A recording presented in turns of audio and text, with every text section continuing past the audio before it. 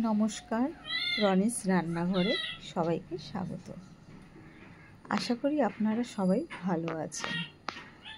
আজ যে ডিশটা বানিয়েছি সেটা রাতে রুটি, পরোটা, ভাত দিয়েও খাওয়া যাবে। চলুন দেখে নিই কীভাবে আমি ডিশটা বানিয়েছি।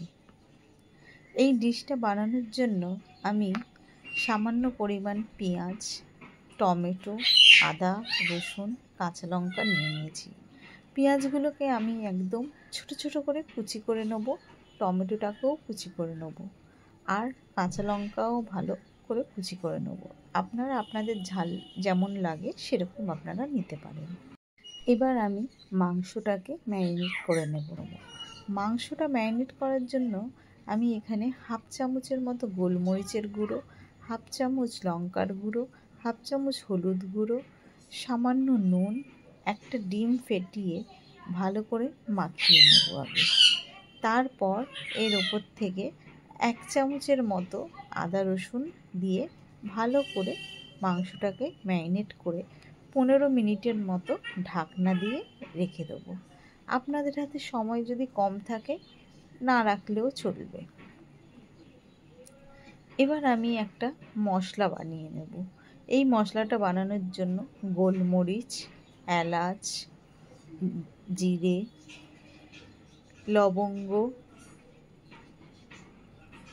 জয়িত্রী, একটা বড় এলাচ, স্টার নিশ আর দারচিনি, আর নিয়েছি সাজিরে আর ধনে দিয়ে সামান্য নুন দিয়ে ভালো করে মশলাটা ভেজে নেবো। তবে এতটা মশলা আমার লাগবে না, এই মশলাটা আমি করে স্টোর করে রেখে দেবো।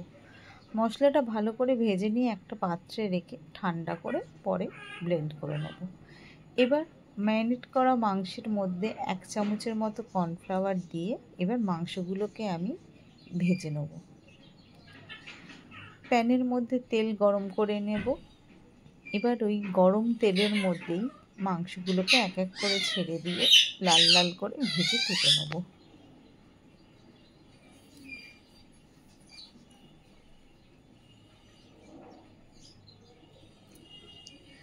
মাংসগুলো প্রায় ভাজা হয়ে গেছে, এবার আমি মাংসগুলোকে তুলে নেব।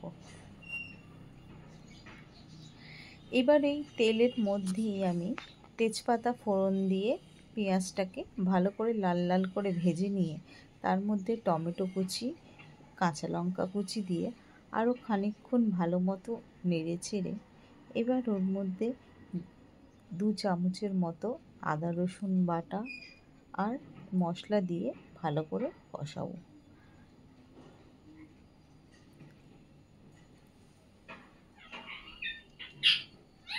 এখানে আমি 1 চামচের মতো লঙ্কার গুঁড়ো, 1 চামচ হলুদ গুঁড়ো, 1 চামচ ধনে গুঁড়ো নিয়ে ভালো করে মশলাটাকে আমি কষিয়ে নেব। এখন আমি নুন দিইনি, নুনটা আমি পরে অ্যাড করব। মশলাটা ভালো মতো কষানো হয়ে গেলে 2 চামচের মতো টক দই ফেটিয়ে নিয়ে ওপর থেকে দিয়ে দেবো। তারপর আমি নুন দিয়ে ভালো করে আরও মশলাটাকে কষিয়ে নেব।